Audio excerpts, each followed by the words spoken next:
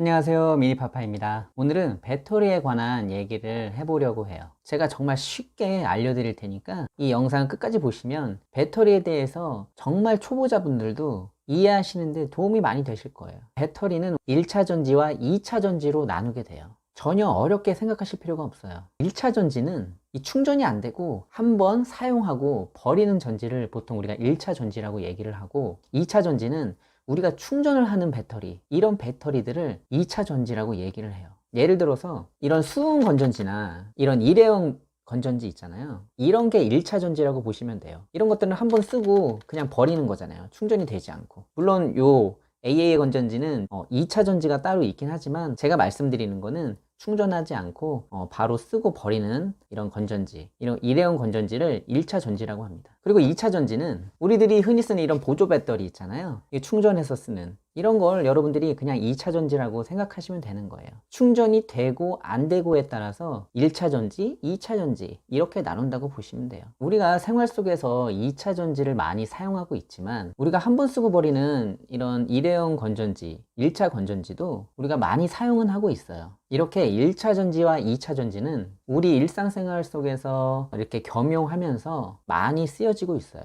근데 오늘은 특별히 이렇게 충전해서 쓰는 2차 전지에 대해서 얘기를 집중적으로 해보려고 해요. 충전할 수 있는 배터리의 용량이 늘어나고 오래 지속될수록 일회용 건전지의 쓰임새는 상대적으로 적어지겠죠. 그렇기 때문에 이 2차 전지의 중요성이 사실 굉장히 커요. 그래서 이 2차 전지의 어떤 혁신적인 개발에 대해서 지금 온 세계가 주목하고 있는 거죠. 여기서 여러분들이 아셔야 될 게 있어요. 이 5G라든지 AI, 사물 인터넷, 이렇게 기술은 빠르게 발전하면서 우리의 삶은 조금씩 편해지고 살기 좋은 환경으로 변화되고 있어요. 그런데 이 배터리의 발전 속도는 지금의 기술 발전의 속도를 전혀 따라오지 못하고 있어요. 여러분이 사용하시는 스마트폰, 하루 종일 유튜브를 본다고 생각해 보세요. 그 배터리가 몇 시간이나 갈 거라고 생각하세요? 아마 12시간 정도 풀로 보면은 아마 방전될걸요. 또 우리가 사용하는 무선 청소기, 가장 높은 단수로 1시간을 넘는 무선 청소기가 없을 거예요.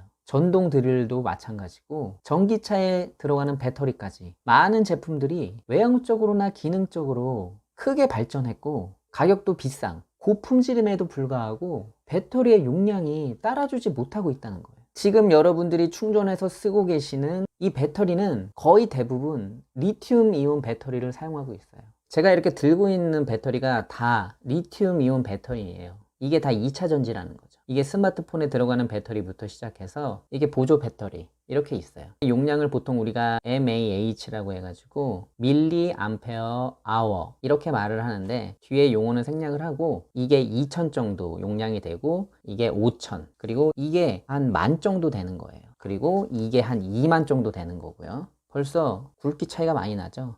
2000, 5000, 10,000 이렇게 용량에 따라서 크기가 계속해서 올라가고 있어요. 용량이 클수록 배터리의 크기가 커진다는 얘기죠. 만약에 이 제일 큰 2만의 용량을 갖고 있는 배터리를 여기 2000, 10분의 1의 용량이 있는 이 배터리 팩에 넣으려고 하면 넣지를 못한다는 거예요. 그만큼 용량을 늘리기 위해서는 이렇게 배터리가 커야 될 수밖에 없는 거예요. 지금 기술력으로는. 지금 현재 배터리 용량을 늘리는 방법은 배터리의 개수를 늘리는 방법밖에 없어요. 그러기 위해서는 더 많은 공간이 필요하고 비용도 높아지는 한계가 있기 때문에 같은 배터리의 크기로 에너지의 밀도를 높이는 작업을 하려고 지금 애쓰고 있는 거예요. 즉, 이 작은 배터리 안에 그 배터리 용량을 압축하는 이 2000짜리 배터리에 5000을 넣을 수 있는 그 압축 작업을 어떻게 하느냐가 관건인 거죠. 여러분, 이게 리튬이온 배터리라고 해서 이 전체가 다 리튬이 아니에요.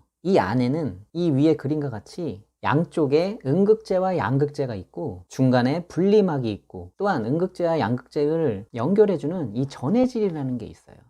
이렇게 양극재, 음극재, 액체 전해질, 분리막, 이렇게 4가지 소재를 이용한 배터리에서 계속 발전이 더디게 오다가 이번에 여러분들이 많이 들어보셨던 전고체 배터리, 전고체 배터리를 누가 먼저 만들 것이냐 하는 것에 대해서 전 세계 배터리 회사들이 사활을 걸고 연구를 하고 있어요.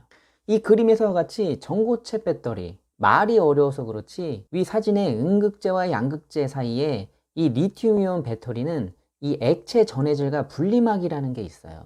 이 액체 전해질을 이 고체로 만들면 전고체 배터리가 되는 거예요. 말 그대로 이 전해질, 액체로 돼 있는 전해질을 고체로 만든다. 그래서 전고체 배터리라고 하는 거예요. 이 어렵게 생각할 필요가 없어요.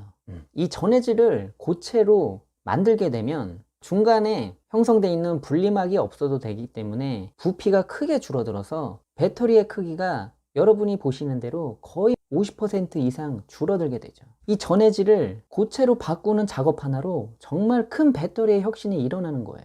하지만 이 액체 전해질을 고체 전해질로 바꾸는 게 그렇게 쉽지 않은 것 같아요. 이게 아직 상용화 단계에 오려면 2027년 이후에나 가능하다는 연구 결과가 있어요. 아직 시행착오를 겪고 있다는 거죠. 어떠세요? 좀 이해가 가시나요? 지금 배터리 시장은 한국, 중국, 일본이 뜨거운 경쟁을 벌이고 있어요. 물론 지금 제가 말씀드린 2027년도에나 상용화 가능할 것 같은 이 전고체 배터리보다 효율성이 좋은 배터리를 만들 수는 있어요. 극단적으로 핵 융합을 이용한 배터리를 만든다면 아마도 그 배터리는 평생 쓰겠죠. 하지만 가격도 비쌀 뿐더러 위험하기도 하고 상용화가 될 수 없는 여건들이 너무 많기 때문에 그런 배터리는 만들 이유가 없는 거죠. 우리가 알고 있는 뭐 핵 잠수함이라든지 핵을 이용한 항공모함이라든지 이런 데서나 쓸 수 있는 거지 우리가 일상생활에 필요한 배터리에서는 사용할 수가 없는 거죠. 이 배터리는 이 배터리에 들어가는 소재, 아직까지 바뀌지 않는 소재, 이 소재의 한계성이라든지 위험성들을 고려해서 더디게 발전할 수밖에 없었던 거예요.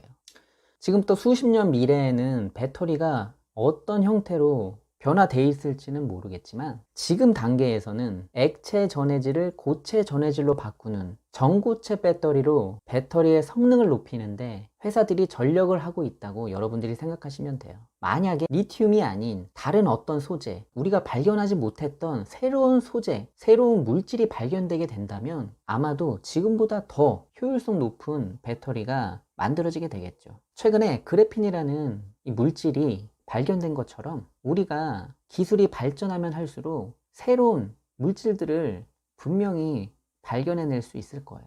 그럼 주식을 하시는 여러분들은 여기서 끝나는 것이 아니고 전고체 배터리로 가는 배터리 업계의 방향성을 보고서 어떤 회사에 투자를 해야 될지 고민을 해봐야 되겠죠. 기존의 LG화학이나 삼성 SDI 이런 기업에 투자할 건지 그 회사의 핵심 배터리 부품을 납품하는 회사들을 찾아서 투자할 것인지 그건 여러분의 몫에 달려있는 거예요. 배터리의 발전 하나로 인해서 우리 생활의 삶이 더욱 윤택해지고 삶의 질이 높아질 거라고 저는 확신합니다. 그만큼 배터리가 가지는 영향이 굉장히 크다고 생각해요. 여러분들이 그래서 이 배터리에 대해서 더 관심을 가지시고 그것을 주식에 한번 대입시켜서 좋은 기업을 찾아 투자하시는 이런 습관들을 들이셨으면 좋겠어요. 오늘 영상이 도움이 되셨다면 구독과 좋아요, 알림 설정 해주시고 다음 영상에서 또 찾아뵙겠습니다. 감사합니다.